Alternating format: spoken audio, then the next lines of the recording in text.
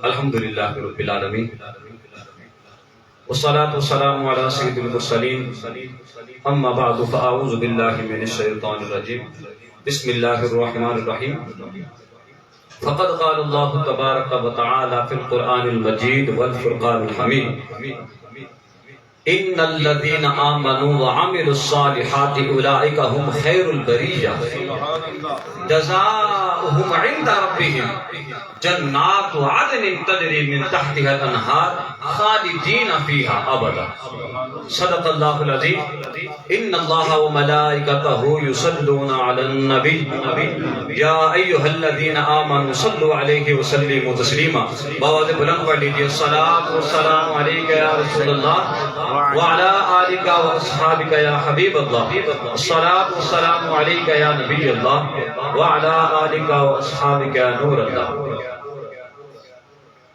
عزیزان الحمدللہ میرا تعلق دعوت اسلامی کے ساتھ ہے قبلہ قاری یاسر صاحب قاری دانی صاحب ان کا تعلق بھی الحمدللہ دعوت اسلامی کے ساتھ ہے دعوت اسلامی کی ایک عادت ہے کہ جب بھی ہم بیان کرتے ہیں تو بیان سے پہلے درود پاک کی ایک فضیلت بیان کرتے ہیں کس کی درود پاک کی ایک فضیلت بیان کرتے ہیں انشاءاللہ میں بھی آپ کے سامنے اس بڑی پیاری درود پاک کی فضیلت بیان کروں گا اور اسی فضیلت سے ایصال ثواب کا ثبوت بھی انشاءاللہ بیان کروں گا میں نے کوئی لمبا چوڑا بیان نہیں کرنا مجھے جو وقت دیا گیا ہے انشاءاللہ اپنے وقت کے اندر کوشش کروں گا کہ بیان کو مکمل کروں آپ نے توجہ کرنی ہے آپ نے میرا ساتھ دینا ہے عزیزان من ہم نے درود پڑھا کسی نے توجہ سے پڑھا کسی نے توجہ سے نہیں پڑھا میں انشاءاللہ فضیلت بیان کروں گا اس کے بعد مجھے یقین ہے کہ ہر بندہ توجہ کے ساتھ بھی پڑھے گا اور بآواز بلند بھی پڑھے گا جناب سیدنا حسن بصری رحمۃ اللہ تعالی علیہ آپ تابعین بزرگ گزرے ہیں یعنی آپ نے صحابہ کا زمانہ پایا ہے آپ کے پاس ایک خاتون آتی ہے عرض کرنے لگی بابا جی میری جوان بچی فوت ہو گئی ہے دل بڑا بے قرار ہے بڑا بے چین ہے میں بڑی بے چین رہتی ہوں مجھے کوئی ایسا وظیفہ کوئی ایسا عمل بتا دیجئے کہ میں اپنی بچی کی خواب میں زیارت کر سکتا ماں کا دل بڑا نرم ہوتا ہے بچی بھی پھر جوان ہو اور دنیا سے چلی جائے وہ ماں بڑی بے قرار تھی وظیفہ پوچھنے آئی حضور کوئی وظیفہ بتائیے میں اپنی بچی کو خواب میں دیکھ سکوں جناب سیدنا حسن بصری رحمۃ اللہ تعالی علیہ نے اسے ایک وظیفہ دیا وہ چلی گئی رات گزری صبح کے وقت بڑی پریشانی کے عالم میں روتی ہوئی آپ کی بارگاہ میں دوبارہ آ گئی دیکھا عورت پریشان ہے پوچھا بی بی تجھے خواب میں تیری بچی نہیں دکھائی دی کہنے لگی بابا جی بچی تو دکھائی دی ہے لیکن مسئلہ یہ ہو گیا کہ میں نے دیکھا کہ میری بچی عذاب میں مبتلا ہے اللہ میری بچی عذاب میں گرفتار ہے اس کے جسم پر تار کول کا لباس ہے اس کے ہاتھوں اور پیروں میں زنجیریاں ہیں اے بابا جی جب میں نے اپنی بچی کی یہ حالت دیکھی نا تو میں بڑی غمگین ہو گئی پہلے پریشان اس لیے تھی کہ بچی دنیا سے چلی گئی ہے اب اور پریشان اس لیے ہو گئی ہوں کہ بچی عذاب میں گرفتار ہے حسن بصری بھی پریشان ہو گئے بڑے غمگین ہوئے عزیزان من کچھ دن گزرے کچھ دنوں کے بعد حسن بصری رحمۃ اللہ تعالی علیہ خواب دیکھتے ہیں خواب میں کیا دیکھتے ہیں کہ آپ جنت میں موجود ہیں ایک نوجوان لڑکی آپ کے سامنے جنت میں ٹہل رہی ہے جنت کے مزے لے رہی ہے سر پہ جنتی تاج سجا ہے کہنے لگی اے حسن بصری مجھے پہچانتے ہو فرمایا نہیں جانتا تو کون ہے کہنے لگی میں اسی خاتون کی بیٹی ہوں جو پریشانی کے عالم میں آپ کے پاس آئی تھی اور اپنا خواب بیان کیا تھا اور اپنی بیٹی کی حالت زار آپ کے سامنے بیان کی تھی آپ فرمانے لگے ہاں مجھے اچھی طرح یاد ہے اور یہ بھی یاد ہے کہ تو عذاب میں گرفتار تھی نا تو عذاب میں مبتلا تھی تو جنت میں کیسے آ گئی عزیزان من اب ذرا توجہ فرمائیے گا وہ نوجوان لڑکی کہنے لگی اے حسن بصری آپ درست فرما رہے ہیں میں عذاب میں مبتلا تھی، میں بڑی گنہگار تھی، میں سیاکار تھی، لیکن ہوا کچھ یوں کہ ہمارے قبرستان سے اللہ کا ایک نیک بندہ گزرا، اس نے گزرتے گزرتے ایک مرتبہ حضور کی ذات پر درود پڑھا، درود پڑھ کر اس کا ثواب ہم تمام قبرستان والوں کو احسان کر دیا۔ اللہ کریم نے اس کے ایک مرتبہ درود پڑھنے کی برکت سے ہم 550 قبرستان والوں کو بخش دیا اور جنت میں داخلہ عطا فرما دیا۔ درود کتنی دفعہ پڑھیا؟ ایک مرتبہ پڑھیا، بخشے کتنے گئے؟ 550۔ میں دسو جے کوئی کسی ایسا درود پڑھا ہے تو اللہ 550 کی بخشی دے تو جے اتنے بیٹھے ہوں سارے ایک مائی رسا درود پڑھا کہ اللہ انہاں مائی رکھ کے نہ بخش سی، یقیناً بخش سی۔ پھر مارا کہ یہ دسو جب بندہ کسی ایسا درود پڑھا تو اللہ انہاں کی بخش دے رہا ہے، تے جب بندہ اپنے ایسا پڑھا کہ اللہ اس کی نہ بخش سی، یقیناً بخش سی۔ عزیزان من، پتہ چلا کہ درود پاک ایسی چیز ہے کہ وہ انسان کے بیڑے پار کر دیتی ہے۔ اس کا فائدہ دنیا میں بھی ہے، اس کا فائدہ قبر میں بھی ہے، اور کل قیامت کے دن بھی درود پاک پڑھنا انسان کو فائدہ دے گا۔ وہ کیسے؟ حضور فرماتے ہیں من صلی علیہ فی یوم 50 مرتن، کہ جس غلام نے مجھ پر روزانہ 50 مرتبہ درود پڑھا، حضور کیا ملے گا اسے؟ آپ اسے کیا عطا فرمائیں گے؟ حضور فرماتے ہیں صافحتہ یوم القیامہ، میں محمد عربی کل قیامت کے دن اپنے اس غلام سے ہاتھ ملاؤں گا، مصافحہ کروں گا۔ مجھے بتائیے کل قیامت کے دن جب نفسی نفسی کا عالم ہوگا، سارے حضور کو تلاش کر رہے ہوں گے، قاری صاحب سارے حضور کو تلاش کر رہے ہوں گے، اور حضور فرمائیں گے میرا وہ امتی کہاں ہے جو مجھ پر دنیا میں درود پڑھا کرتا تھا؟ پوچھیں گے سبھی حشر میں سرکار کہاں ہے؟ وہ سرکار پکاریں گے گناہگار کہاں ہیں؟ حضور فرمائیں گے میرے اس امتی کو لے آؤ جو مجھ پر دنیا میں درود پڑھا کرتا تھا، آج اس کو انعام دینے کا وقت آ گیا۔ اور جس سے حضور سلام کر لیں گے نا، ہاتھ ملا لیں گے، پھر وہ کبھی جہنم میں جا ہی نہیں سکتا، وہ پکا جنتی ہے۔ عزیزان من، یہ ہے درود پاک کی فضیلت۔ اس سے ثابت ہوا کہ ہم جو محافل سجاتے ہیں نا، ہم جو ذکر و درود کی محافل سجاتے ہیں، ذکر خدا ذکر مصطفیٰ کرتے ہیں، اس کا ثواب مرنے والے کو ضرور پہنچتا ہے۔ اب جس کے دل میں درود پاک کی فضیلت اجاگر ہو گئی ہے، بآواز بلند اور پوری توجہ کے ساتھ اپنے پڑھنا ہے الصلاۃ والسلام علیک یا سیدی وعلی آلک واصحابک یا حبیب اللہ، الصلاۃ والسلام علیک یا نبی اللہ وعلی آلک واصحابک یا نور اللہ۔ عزیزان من، میں نے آپ کے سامنے پارہ 30 سورہ بینہ کی 2 آیات مبارکہ پڑھی۔ اللہ کریم فرماتا ہے ان الذین آمنوا وعملوا الصالحات اولئک هم خیر البریہ، کہ بے شک وہ لوگ جو نیکی کے کام کرتے ہیں وہ کائنات کے تمام لوگوں سے بہترین لوگ ہیں۔ مولا انہیں اجر کیا ملے گا، انہیں بدلہ کیا ملے گا؟ خدا فرماتا ہے جزاؤہم عند ربہم، ان کا بدلہ ان کے رب کے پاس ہے۔ مولا ہے کیا؟ فرمایا جنات عدن، وہ جنت عدن ہے۔ مولا وہ جنت ہے کیسی؟ فرمایا تجری من تحتها الانہار، وہ جنت ایسی ہے کہ اس کے نیچے نہریں جاری ہیں۔ مولا پھر کیا ہوگا؟ فرمایا خالدین فیہا ابدا، جو جنت میں ایک مرتبہ داخل ہو گیا وہ ہمیشہ ہمیشہ کے لیے جنت میں رہے گا۔ جو نیک کام کرتے ہیں بدلہ کیا ہے؟ جنت ملے گی اسے، کل قیامت کے دن اللہ کریم اسے بدلہ عطا فرمائے گا۔ اچھا ایسا نہیں ہے کہ جب بندہ نیکی کرتا ہے تو اس کا بدلہ کل قیامت کو ہی ملے گا۔ قیامت میں بدلہ تو ضرور ملے گا، لیکن بعض نیکیاں ایسی ہوتی ہیں کہ اللہ کریم ان کا بدلہ دنیا میں ہی عطا فرما دیتا ہے۔ قیامت کو تو بدلہ ملے گا ہی، لیکن بعض نیکیوں کا بدلہ اللہ کریم انسان کو دنیا میں ہی عطا فرما دیتا ہے۔ مثال کے طور پر جناب سیدنا سلیمان علیہ السلام کا زمانہ ہے۔ سلیمان علیہ السلام اللہ کے وہ جلیل القدر نبی ہیں کہ اللہ کریم نے آپ کو ساری کائنات کی بادشاہت عطا فرمائی تھی۔ چرند پرند، انسان، جنات، ہوا، پانی، ہر مخلوق پر آپ کی بادشاہت چلا کرتی تھی، آپ کا حکم چلتا تھا۔ آپ کے ایک امتی کے گھر میں نا ایک درخت تھا، جیسے یہ درخت لگا ہوا ہے اسی طرح اس امتی کے گھر میں ایک درخت تھا۔ درخت کے اوپر کبوتری نے نا انڈے دیے. تو جو فرمائیے گا بڑا خوبصورت واقعہ. کبوتری نے درخت کے اوپر انڈے دیے, انڈوں سے بچے نکالے. جب اس شخص کی بیوی نے دیکھا نا تو کہنے لگی میاں درخت پہ چڑھو اور یہ کبوتری کے بچے اتارو, ہم پکا کر کھاتے ہیں. اس نے ایسا ہی کیا, درخت پہ چڑھا, کبوتری کے بچے اتارے, پکا کر کھا گئے.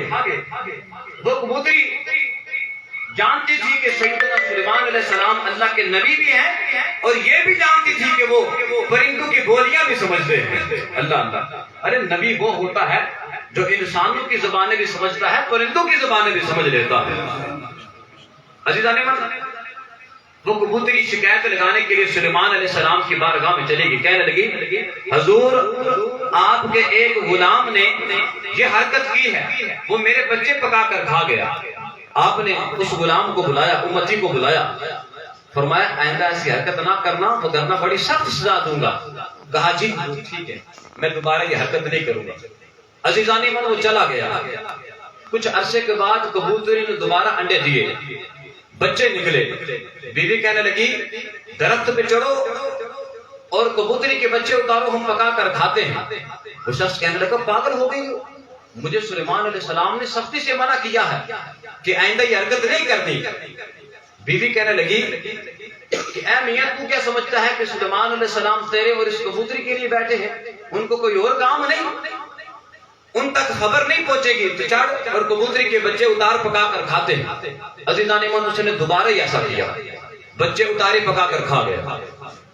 کبوتری دوبارہ سلیمان علیہ السلام کی بارگاہ میں شکایت لے کر چلی گئی.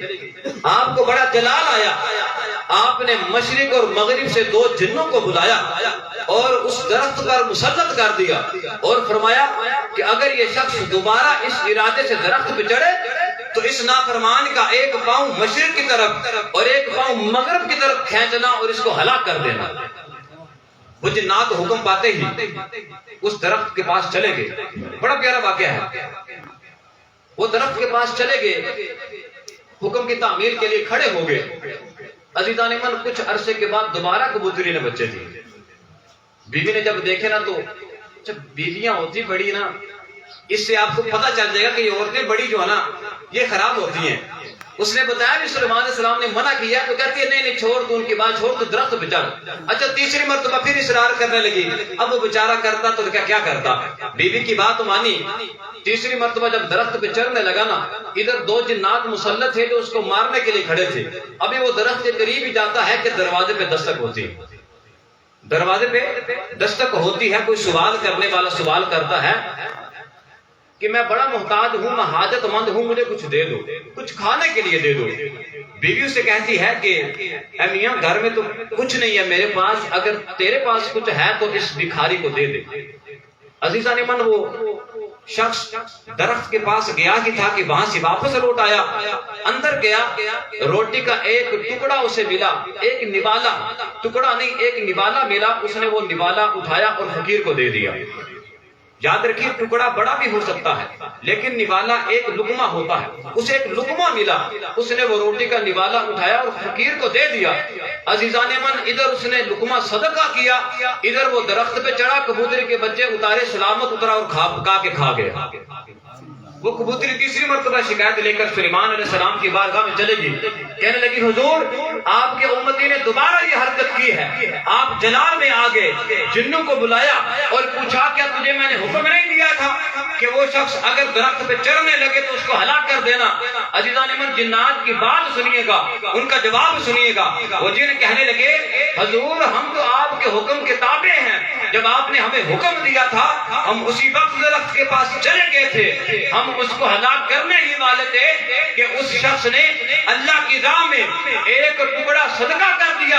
اللہ کریم نے آسمان سے 2 فرشتوں کو بھیجا, ان فرشتوں نے ہمیں پکڑ کر مشرق اور مغرب میں پھینک دیا, اور اس طرح وہ شخص ایک لقمہ صدقہ کرنے کی برکت سے ہم سے محفوظ رہ گیا. ایک لقمہ صدقہ کیا, اللہ کریم نے اس کو بدلہ اس دنیا میں ہی عطا فرما دیا.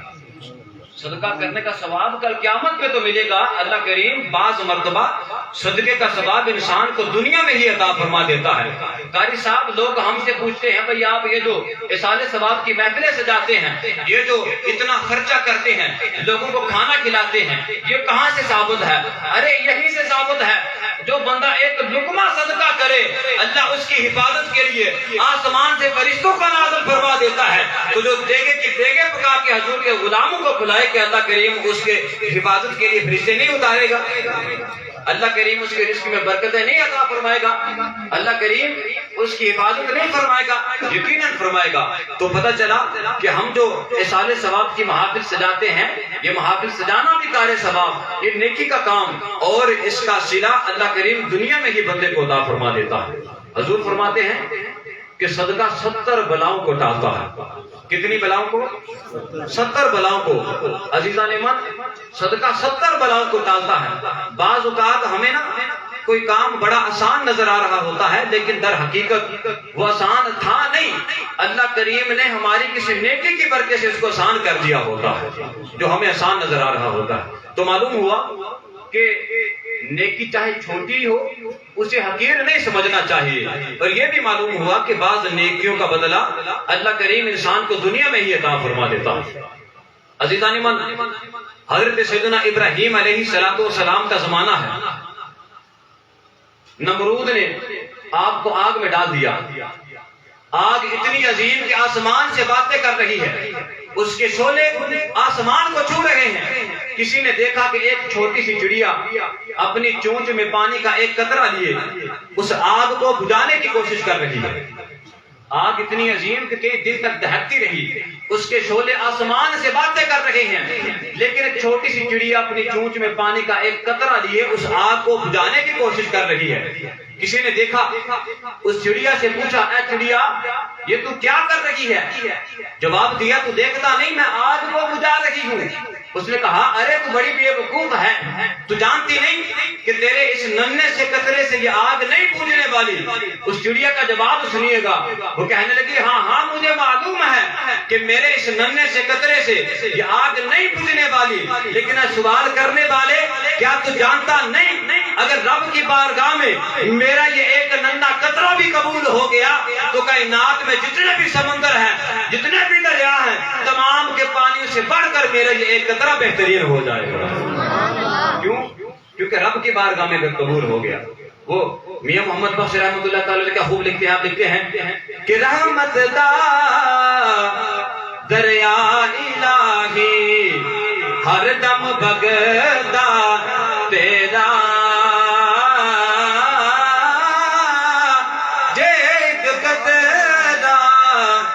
بخشے مینو کم بن جاوے میرا,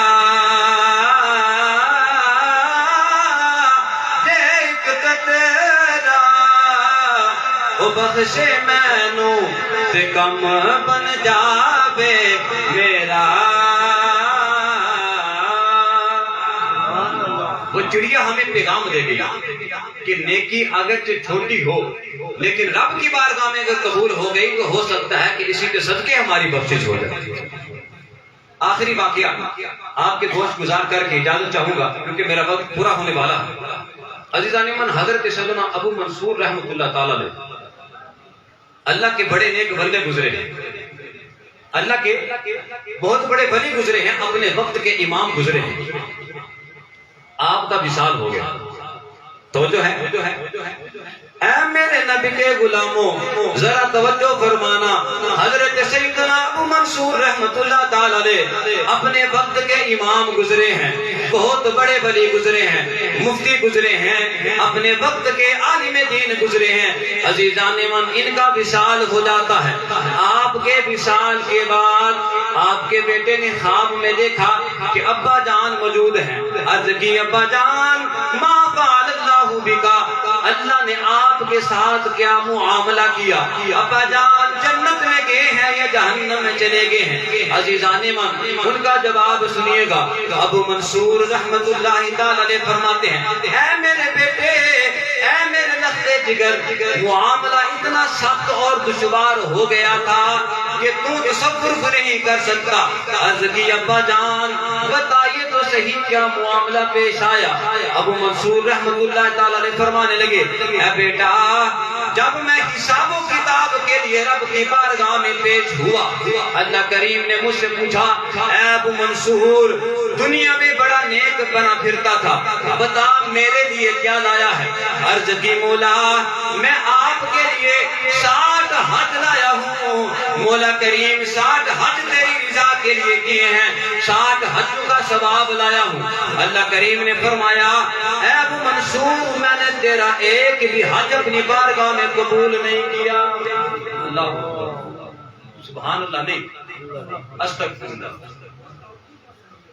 یا اللہ 60 حج کیے تیرے لیے، اللہ کریم نے فرمایا ابو منصور ایک بھی حج قبول نہیں کیا، حالانکہ وقت کے امام ہیں۔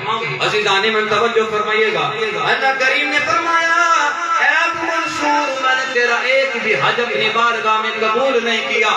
فرمایا اے ابو منصور کچھ اور لایا ہے؟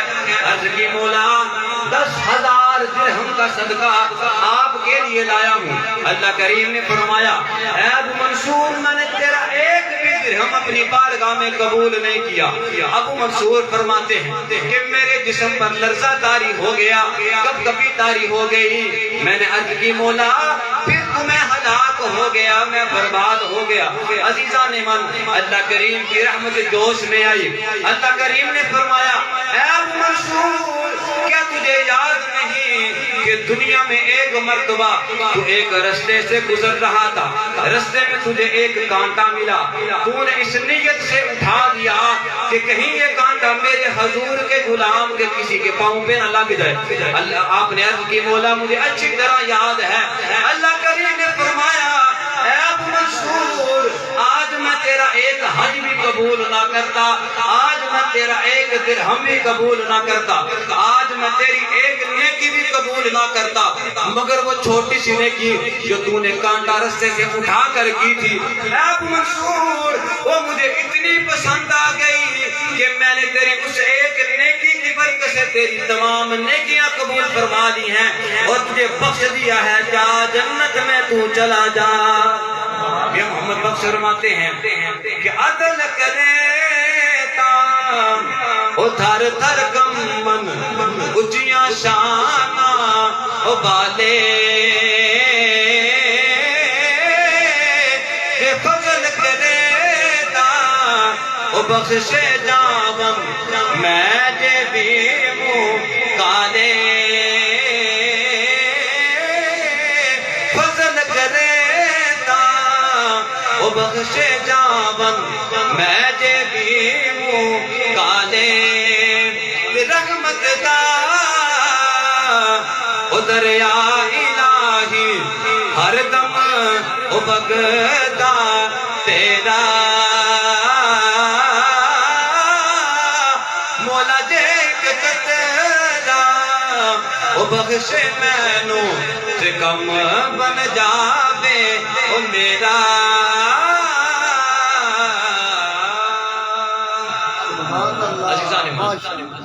بیان کا خلاصہ یہ کہ جب بھی آپ کو نیکی کرنے کا موقع ملے نا تو اس کو حقیر سمجھ کر چھوڑا نہ کرے۔